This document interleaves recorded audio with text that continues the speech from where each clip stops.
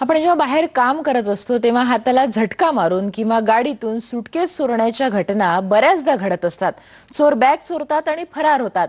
पण आता यावरच नागपूरच्या एका व्यक्तीने उपाय शोधून काढलाय। काय आहे तो उपाय बघूया। तुमच्या हातातली सुटकेस झटका मारून कोणी पळवण्याचा प्रयत्न केला तर तुम्हाला आता ओरडायची गरज नाही, कारण ते काम आता ही सुटकेस करणार आहे। ही सुटकेस तयार केली आहे रक्षक इलेक्ट्रॉनिक्स डिव्हाइसचे संचालक हेमंत काळीकर यांनी। आणि आजकाल नागपुरात हे कॅश नेणाऱ्या लोकांना लुटण्याच्या घटना वारंवार घडायला लागल्या।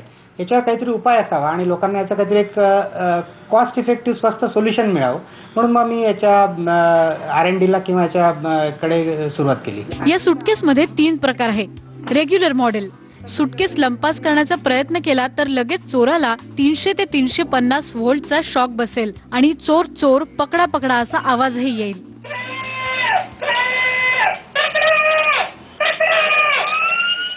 चेन मॉडेल, या सुटकेसच्या हँडलला एक चेन बसवलेली असेल। कोणी सुटकेस चोरण्याचा प्रयत्न केला तर त्याला शॉक तर बसेलच, पण मोठ्या आवाजात सायरनही वाजेल।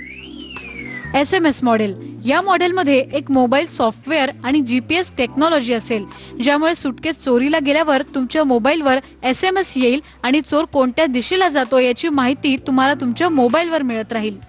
हे तिसरं मॉडेलही तयार केलं कारण याच्यामध्ये मला पोलीस खात्याची चर्चा केल्यावर असं लक्षात आलं की बरेचदा ही बॅग जेव्हा लुटले जाते किंवा ही हल्लेखोरी बॅग घेऊन पळतात तर पोलिसांना एका विशिष्ट दिशेने नाकाबंदी करण्यामध्ये खूप अडचणी येतात। चोरांनी बॅग हिसकल्यावर सायरनचा आवाज सुरू झाल्यावर ते सिम कार्ड मास्टर मोबाईलला त्या बॅगेची लोकेशन दर 5 सेकंदाला मोबाईल टॉवर थ्रू कळवेल। या सुटकेसच्या वापरामुळे नागपूर शहरातील चोरांचं प्रमाण कमी होऊ शकतं।